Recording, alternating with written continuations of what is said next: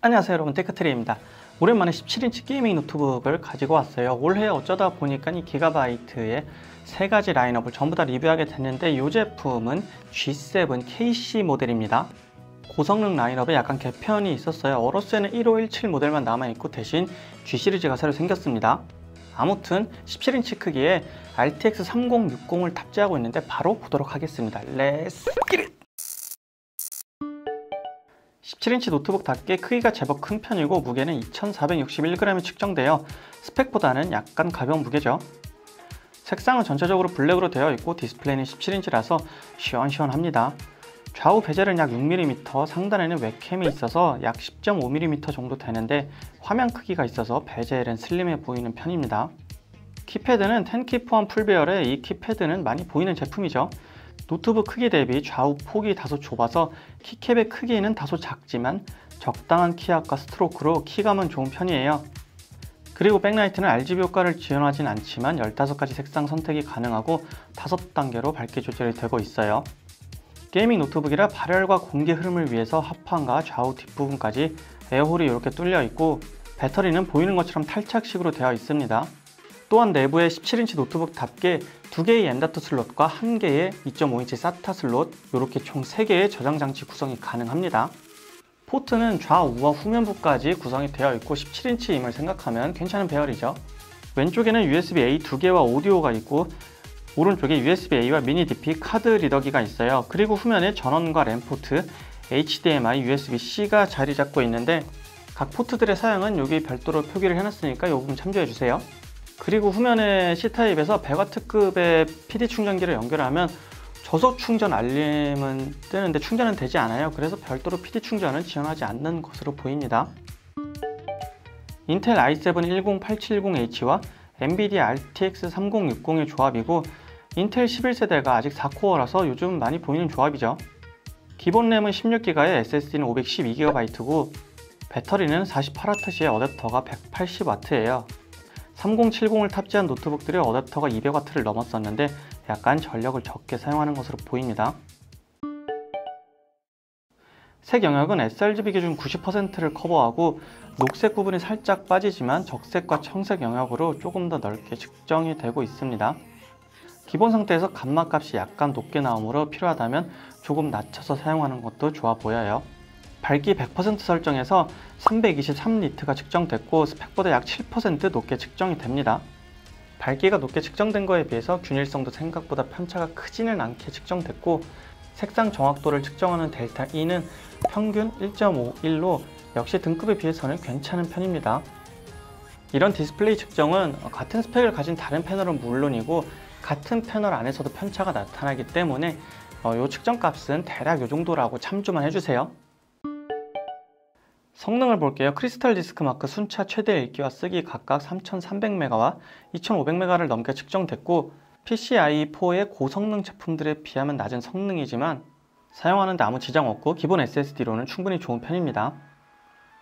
시네벤치는 R20 멀티코어 연속 테스트에서 4000점을 넘게 시작해서 3300점 정도를 유지하고 있고, R23은 싱글코어 1200점대, 멀티코어 8600점대가 측정이 됐습니다.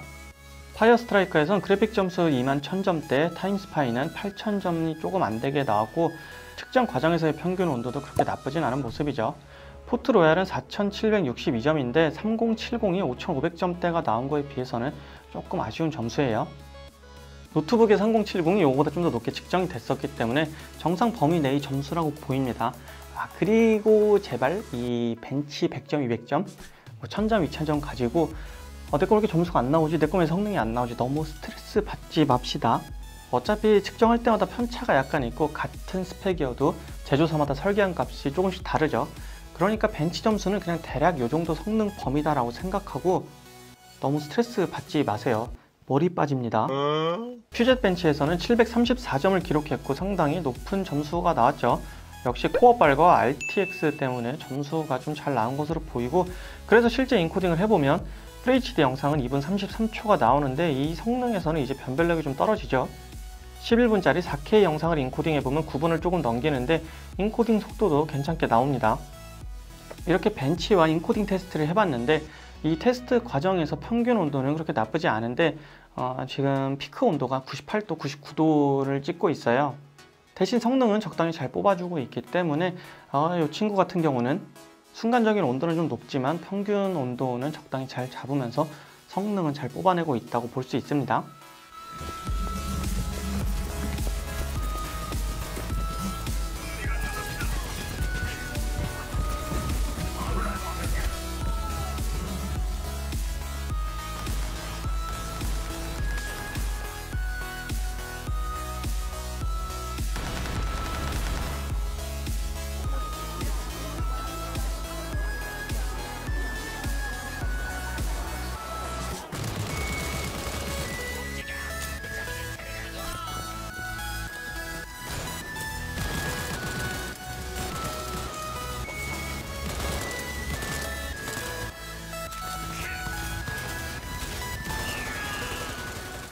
게임을 할 때 CPU와 GPU 모두 80도대의 온도를 유지하고 있고 그래픽카드의 전력을 보면 85에서 90W 정도를 유지하고 있습니다.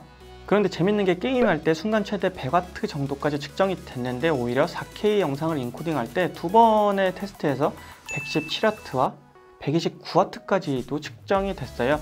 요거는 이제 순간적인 전력이기 때문에 크게 의미는 없겠지만 보니까 이게 맥스Q다 맥스P다 이런 말들이 좀 많이 있더라고요. 제가 알기로는 엔비디아에서 맥스P, 맥스Q의 구분을 앞으로 하지 않을 것으로 보이는데 아직까지 용어는 못 쓰고 있죠. 아무튼 전력도 여러 가지 기술이 조합돼서 사용되기 때문에 이게 또 몇 와트가 나온다 안 나온다 이걸로 벤치처럼 스트레스 받지 말고 게임을 할 때 대략 이 정도 프레임이 나온다라고 봐주시면 머리가 덜 빠집니다.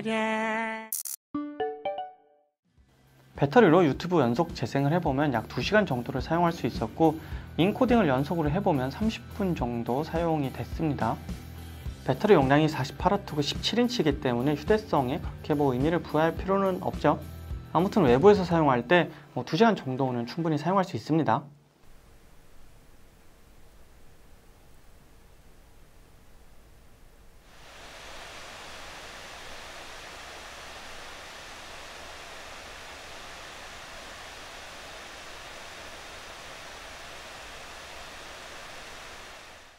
CPU의 순간적인 온도는 높지만 평균 온도는 그렇게 나빠 보이진 않고 게임이나 인코딩을 하면 소음은 꽤 올라오죠.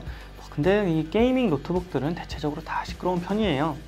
그동안 테스트했던 제품들이 비슷한 환경에서 50에서 60dB 정도의 분포를 보였었는데 아무튼 고부하 작업을 하면 소음은 어느 정도 올라오고 있습니다.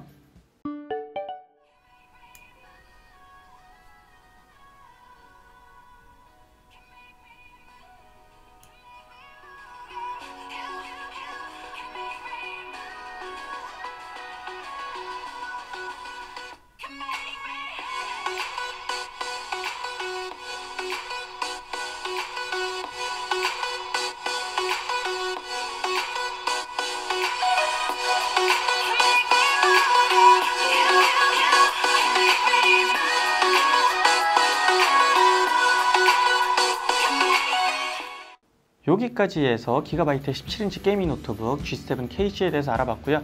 지금 보니까 17인치의 RTX 3000번대가 탑재된 노트북들 중에서는 가성비가 꽤 좋은 편이네요. 어쩌다 인텔이 가성비를...